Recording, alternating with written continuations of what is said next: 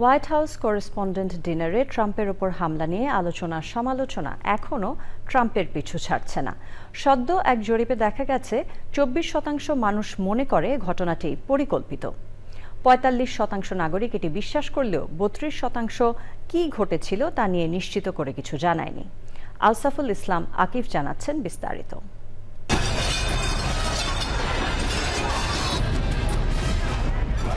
ট্রাম্পের ওপর হামলা কি সাজানো নাটক? এই প্রশ্নে এখন বিভক্ত আমেরিকানরা। সম্প্রতি প্রকাশিত এক নতুন জরিপ বলছে, যুক্তরাষ্ট্রের প্রতি 4 জন প্রাপ্তবয়স্ক নাগরিকের একজন বিশ্বাস করেন 26 এপ্রিল সাংবাদিক প্রতিনিধিদের বার্ষিক নৈশভোজে প্রেসিডেন্ট ডোনাল্ড ট্রাম্পের ওপর হওয়া হামলার ঘটনাটি ছিল সাজানো। দ্য ওয়াশিংটন পোস্টের প্রতিবেদন অনুযায়ী অনলাইন সংবাদ মাধ্যমের নির্ভরযোগ্যতা মূল্যায়নকারী প্রতিষ্ঠান নিউজগার্ডের এক জরিপে উঠে এসেছে এ তথ্য। 28 এপ্রিল থেকে 4 মে পর্যন্ত 1000 মার্কিন নাগরিকের উপর পরিচালিত জরিপে দেখা গেছে 24% মানুষ মনে করেন ঘটনাটি পরিকল্পিত। 45% মার্কিন নাগরিক বিশ্বাস করেন হামলার ঘটনাটি সত্য। সবচেয়ে বিস্ময়কর তথ্য হলো 32% নাগরিক এখনও নিশ্চিত নন আসলে কি ঘটেছিল। এই ঘটনা নিয়ে রাজনৈতিক বিভাজনও স্পষ্ট। ডেমোক্রেট সমর্থকদের মধ্যে প্রতি 3 জনে 1 জন এই ঘটনাকে সাজানো মনে করেন। রিপাবলিকানদের মধ্যে এই সংখ্যা অনেক কম, মাত্র 12%। তরুণদের মধ্যেও সন্দেহ বেশি দেখা গেছে।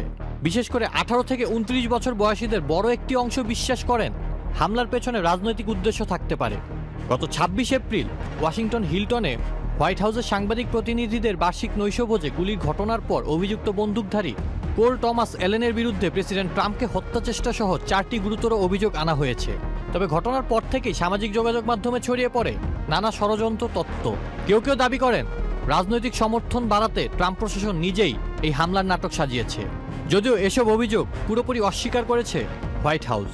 হোয়াইট হাউসের মুখপাত্র ডেভি জিঙ্গল বলেছেন, যারা মনে করেন প্রেসিডেন্ট ট্রাম্প নিজেই নিজের ওপর হামলার নাটক সাজিয়েছেন তারা সম্পূর্ণ বিভ্রান্ত।